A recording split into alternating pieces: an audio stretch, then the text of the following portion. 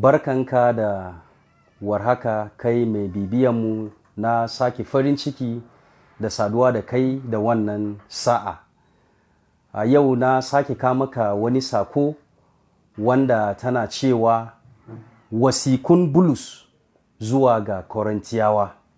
Kafin mu yi addu'a zan so za mu yi karatu a cikin littafin Korintiyawa ta fari Sura 1 ayansa 11 za mu karanta zuwa 13. Littafi mai sarki yana cewa, gama yan uwana an shaida mani a kanku daga bakin yan gidan Kuluwi, wai akwai jayayya tsakaninku, wato azanci na kowanne daya daga cikinku yana cewa ni na Bulus ne, ni na Apollos ne, ni na Kefas, ni na Kristi.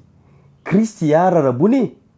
Aka giciye Bulus domin ku, ko kuwa aka yi maku baptisma zuwa cikin sunan Bulus? Bari mu yi addu'a. Allah, mu yi maka godiya kuma da wannan sa'a, ga kan magana a gabanmu, ka ba mu cikakken fahimta, albarkaci Yesu, kai ne mai cetonmu. Amin. Bulus ya rubuta wasiku guda 3 ne zuwa ikkilisiyan Korintiyawa. A cikin wasikansa na farko, ya rubuta wannan wasika lokacin da yana Ephesus ne. Iyalan gidan Kuluwi, wato Kleo kenan, suka kama shi sakon cewa ababa suna faruwa a cikin ikkilisiya, wato ikkilisiya na Korintiyawa ba ta tafiya daidai yadda ya kamata. Shi ne Bulus ya zauna ya rubuta wasika na farko zuwa ga wannan ikkilisiya, har suka kai guda 3. Wato na 3 ne ya iso Korintiyawa.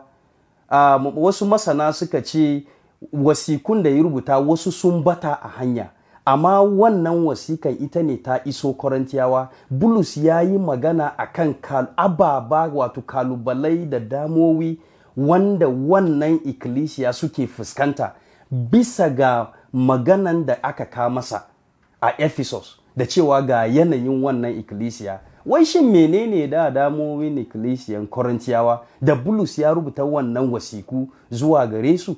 Na farko, inda muka yi karatu, littafi mai sarki ya ce akwai rabe-raben hankali, wato babu dayantaka. Wasu suna cewa su bangaren Apollos ne, waɗansu suna cewa su bangaren Bulus ne, har ma wasu suna cewa su bangaren Kristi ne.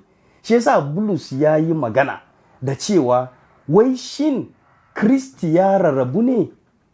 Wai shin Bulus ya mutu domin ku ne? Yana kokarin gaya musu da cewa ikkilisiya bai kamata a same ta da rabe-raben kai ko kuma da rashin dayantaka ba. Ina son ka duba yanayin ikkilisiyanka a yau. Wai shin akwai dayantaka? Wai shin babu sassaguwa? Wai shin babu matsaloli na rabe-raben kai a cikin ikkilisiya?